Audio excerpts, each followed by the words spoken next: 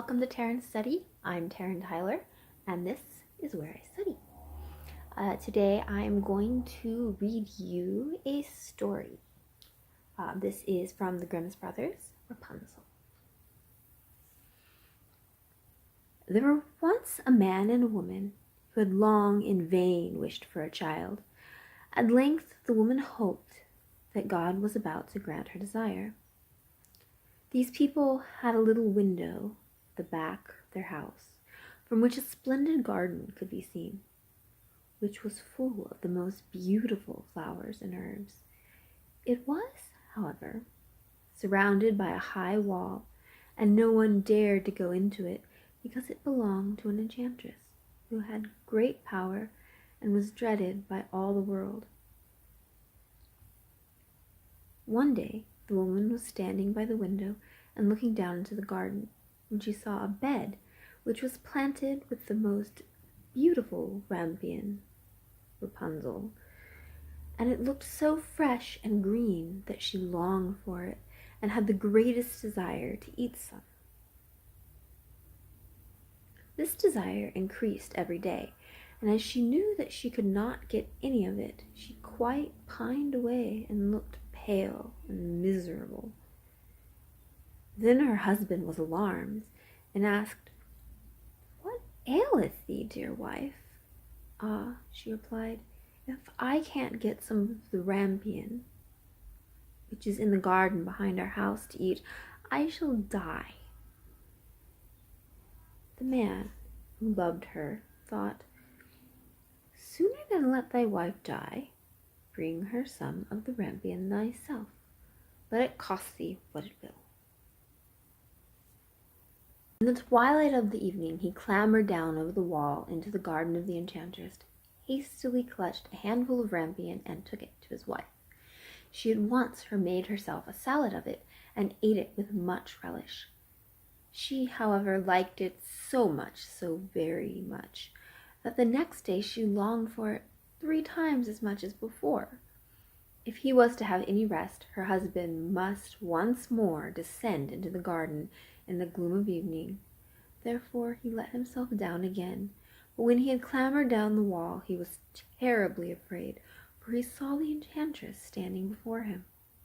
"How canst thou dare," said she with angry look, "to descend into my garden and steal my rampion like a thief?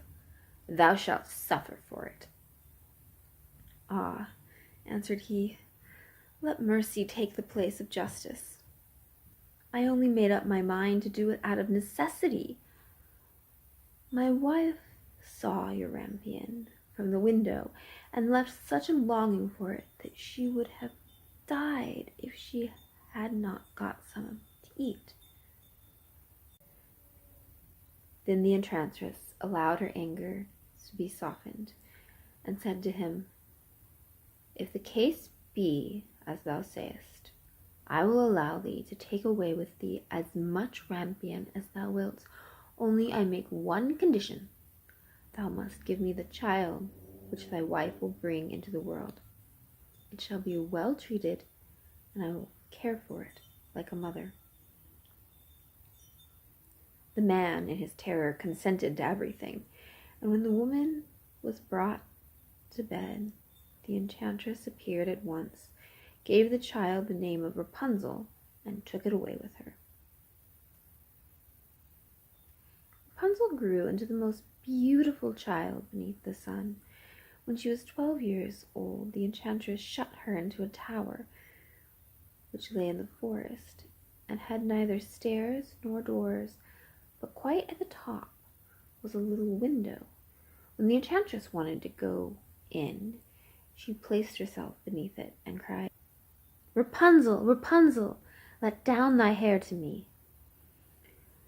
Rapunzel had magnificent long hair, fine as spun gold, and when she heard the voice of the enchantress, she unfastened her braided tresses, wound them round one of the hooks of the window above, and then the hair fell 20 ells down, and the enchantress climbed up by it. After a year or two, it came to pass that the king's son rode through the forest and went by the tower. Then he heard a song, which was so charming that he stood still and listened. This was Rapunzel, who in her solitude passed her time in letting her sweet voice resound. The king's son wanted to climb up to her and looked for the door of the tower, but none was to be found. He rode home, but the singing had so deeply touched his heart that every day he went out into the forest and listened to it. Once, when he was standing behind a tree, he saw that an enchantress came there, and he heard how she cried, "Rapunzel, Rapunzel, let down thy hair!" Then Rapunzel let down the braids of her hair, and the enchantress climbed up to her. "If that is the ladder by which one mounts, I will for once try my fortune," said he, and the next day, when it began to grow dark, he went to the tower and cried, "Rapunzel, Rapunzel, let down thy hair!" Immediately the hair fell down, and the king's son climbed up. At first Rapunzel was terribly frightened when a man such as her eyes had never yet beheld came to her.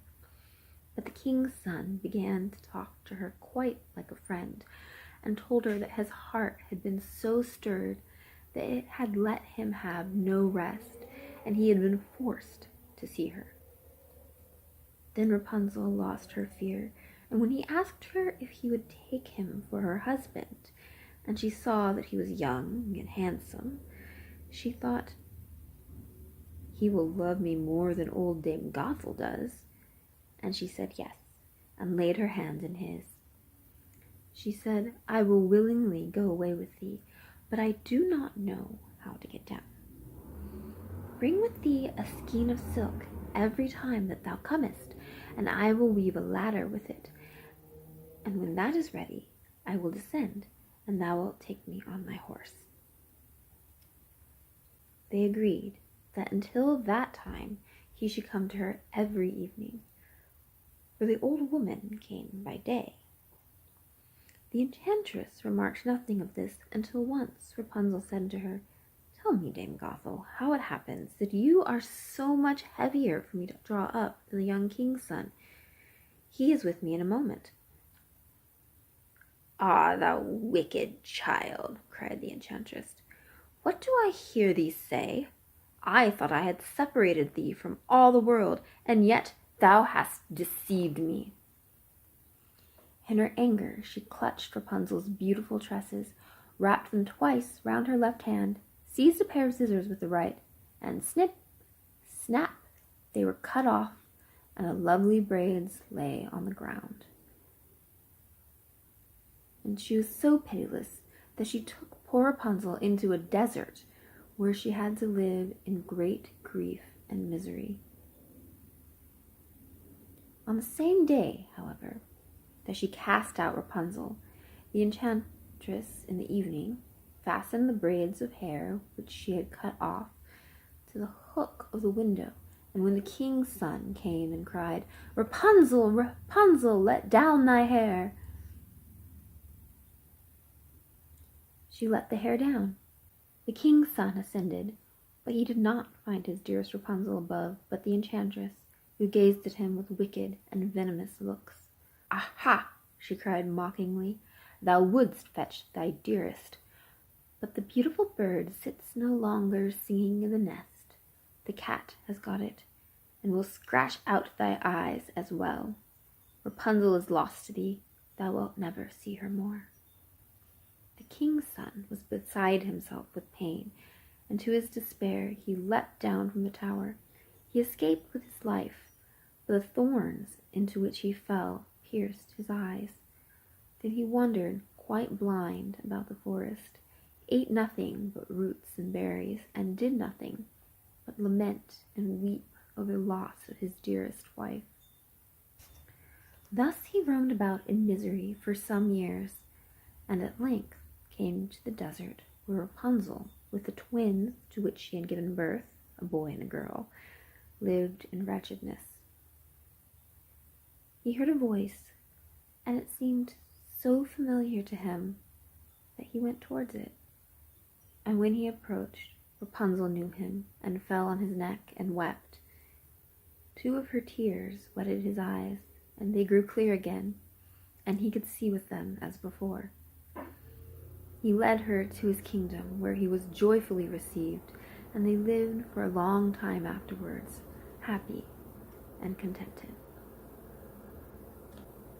Thank you for listening. Let me know in the comments if you want to hear more stories and more fairy tales. You can follow me on Instagram, Taryn_Tyler_author. Have a great day.